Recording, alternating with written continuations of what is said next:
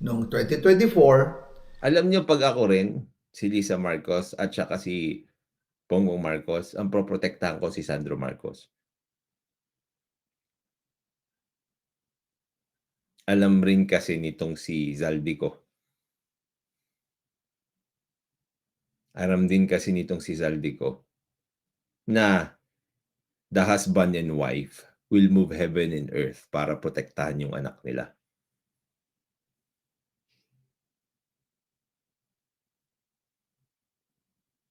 Sabi ko sa inyo, makinig lang kayo dito eh. Titignan natin yung sagot ni Sandro Marcos. Bakit ganun ang sagot?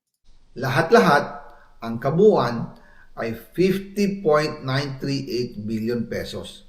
At bawat Ang laki, no? Oh, ay 50.938 billion pesos. 50.938 billion pesos.